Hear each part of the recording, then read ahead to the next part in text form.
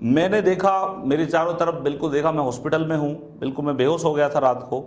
और जब मैंने देखा मेरी आंखें नम थी, आंख में आंसू थे, मेरे हाथ में बिल्कुल डैमेज हो गया था और बिल्कुल जबड़ा मेरा फ्रैक्चर हो गया था। बहुत बुरा समय था मेरा।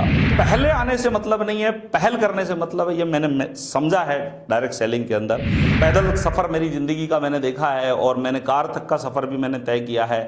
गांव की गलियारों के अंदर हम घूमे हैं, गांव की गलियों को भी देखा है और वहाँ से हम सोचते थे कि हमारी ज़िंदगी में यही है सब कुछ, ये भी हमने देखा है। पर वहाँ से विदेशों की यात्रा भी मुझे डायरेक्ट सेलिंग ने कराई है। मतलब बहुत सारी चीज़ें मेरे को इस डायरेक्ट सेलिंग ने दी है।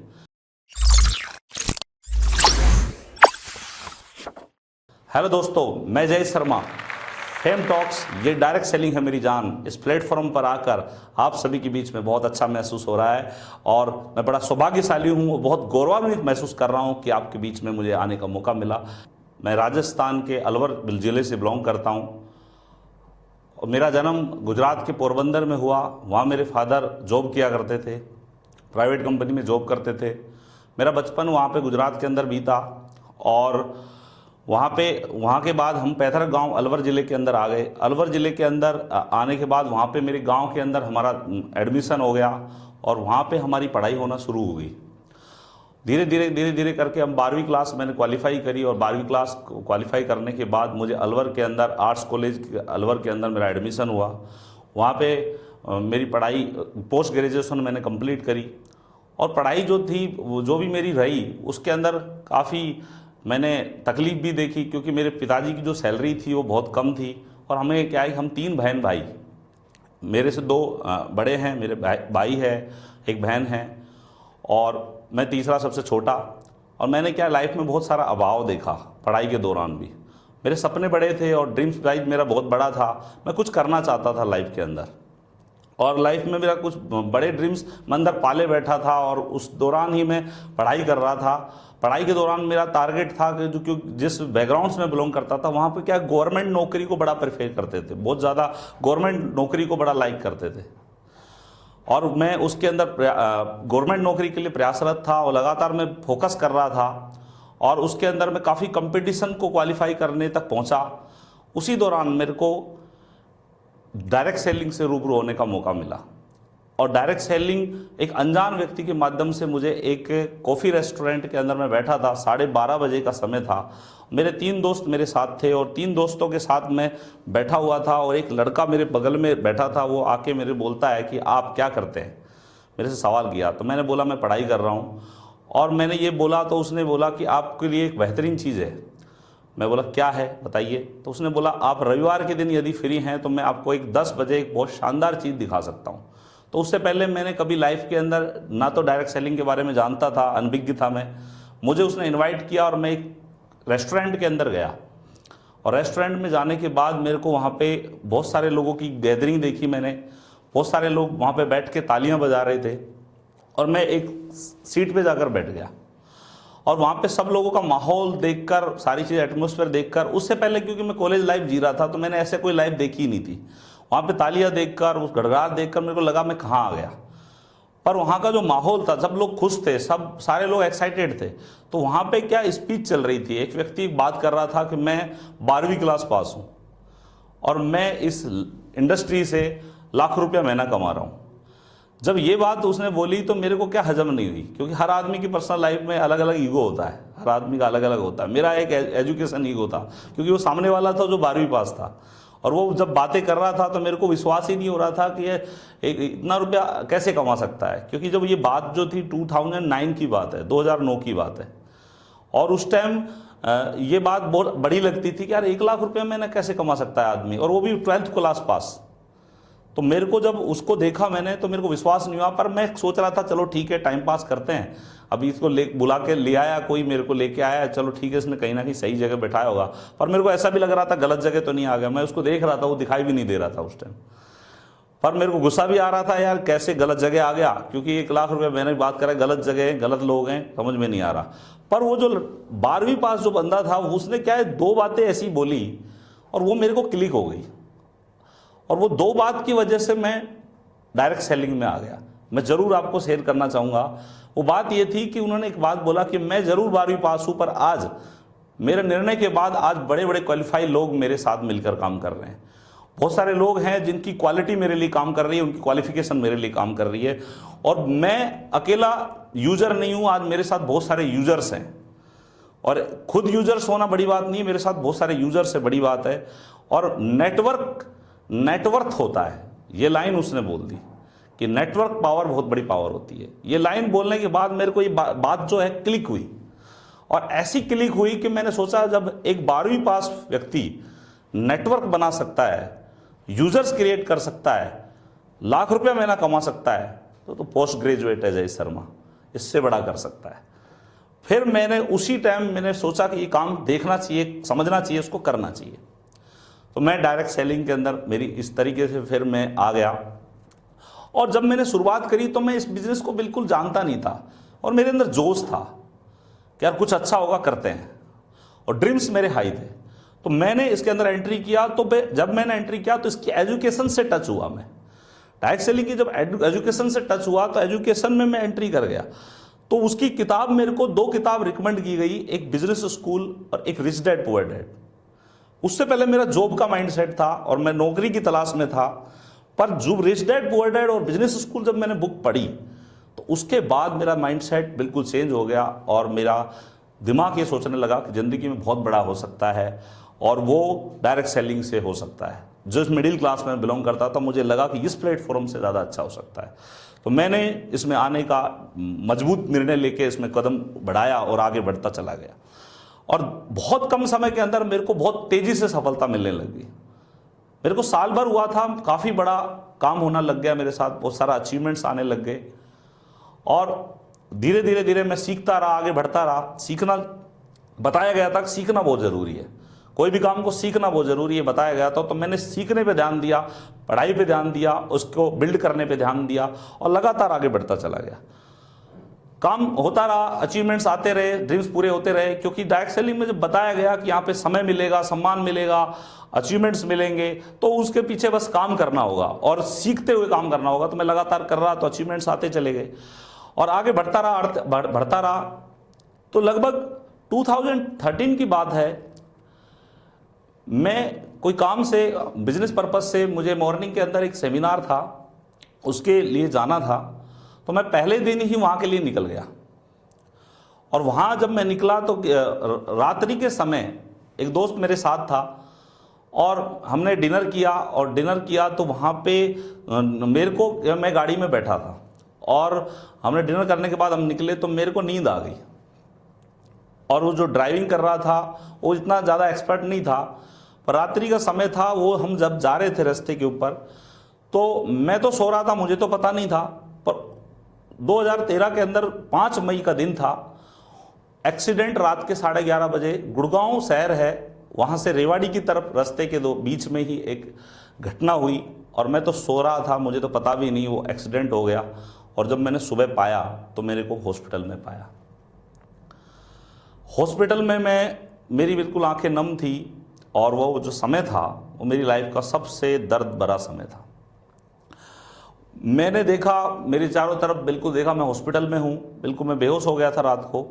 और जब मैंने देखा, मेरी आंखें नम थी, आंख में आंसू थे, मेरे हाथ में बिल्कुल डैमेज हो गया था, और बिल्कुल जबड़ा मेरा फ्रैक्चर हो गया था। बहुत बुरा समय था मेरा। उस टाइम मैं बहुत तेज़ी से काम कर रहा था, सारी चीज़ें थी, पर इस हादसे ने मेरे को बिल्कुल ठहरा सा दिया था।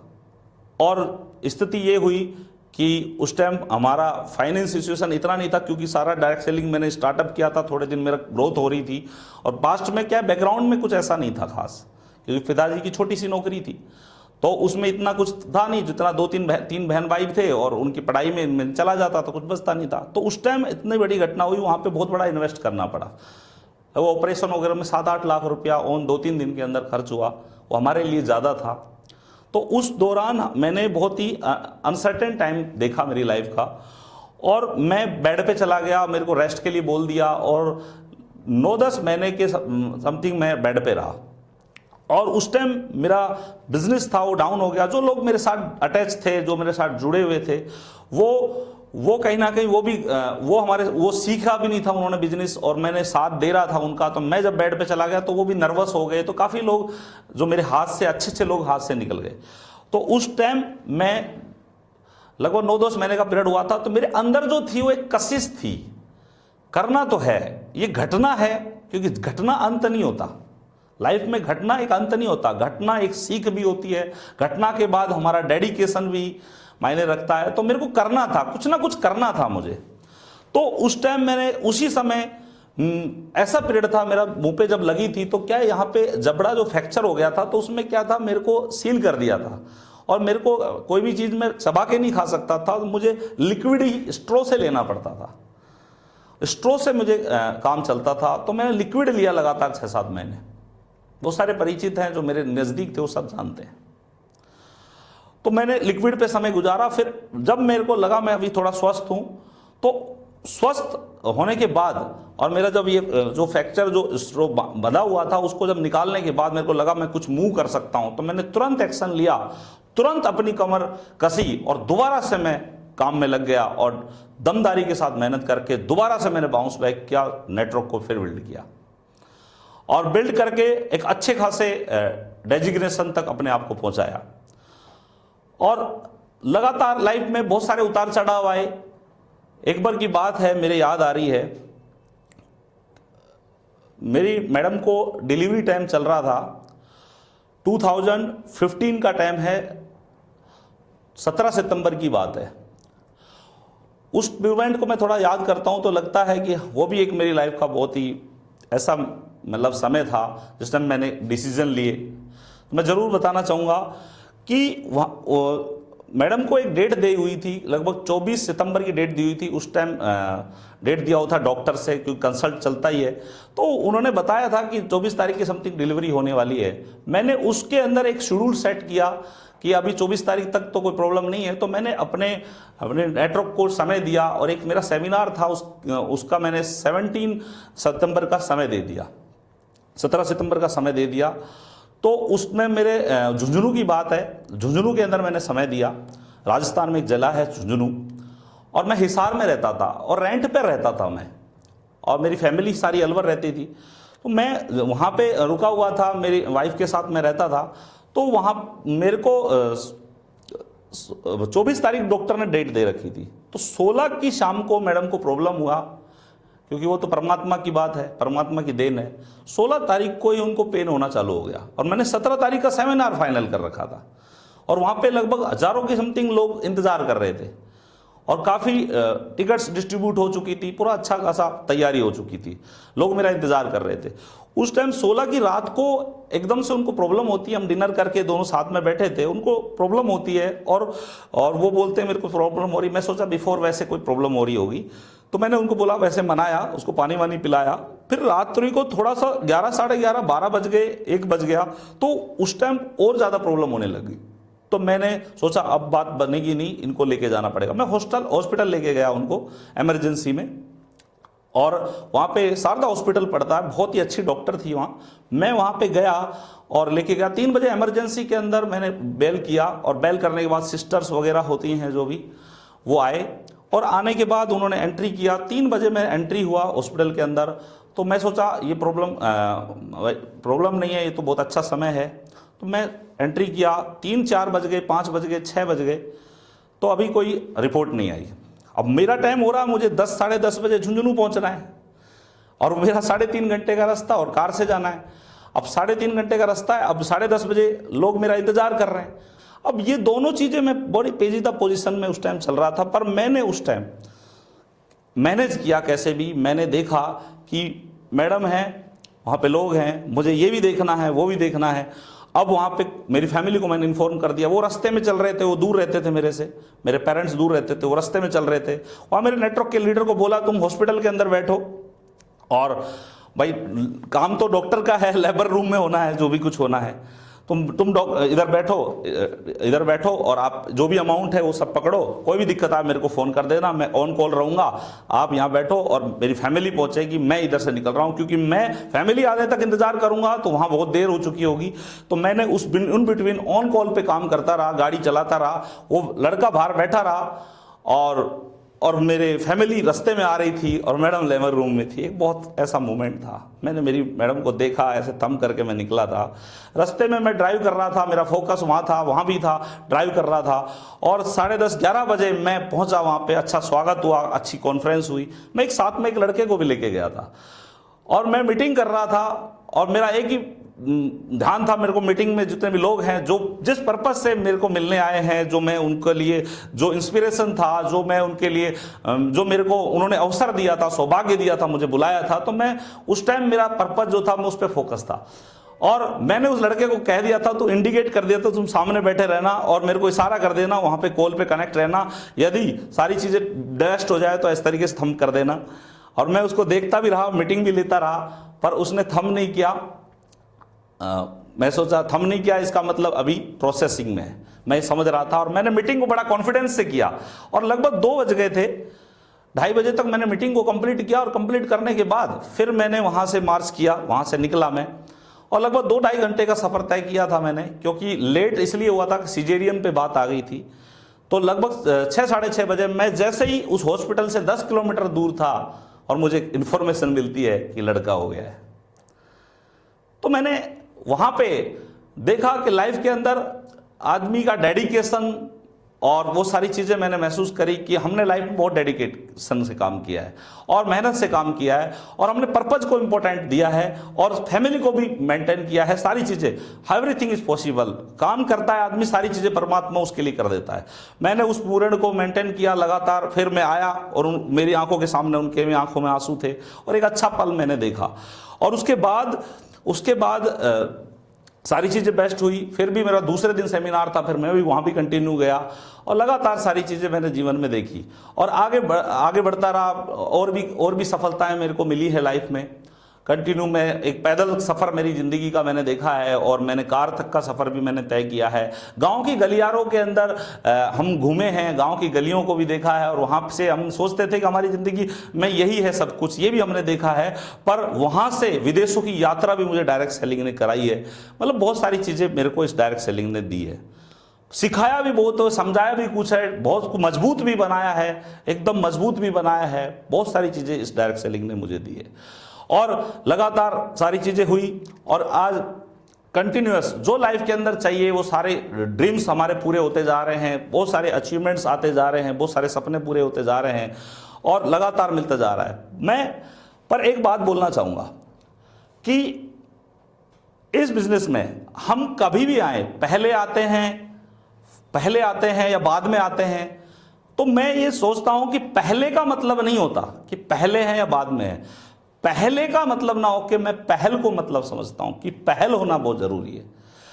कि मैंने ये देखा है कि मैं आया था और उसके दौरान जब मैंने जब पहल की, जब मेरा काम हुआ, जब मैंने पहल की, चाहे मैं गिरा उठा, उस टाइम मैंने पहल की और जो मैंने चीज का डिसीजन लिया तो मैं आगे बढ़ा।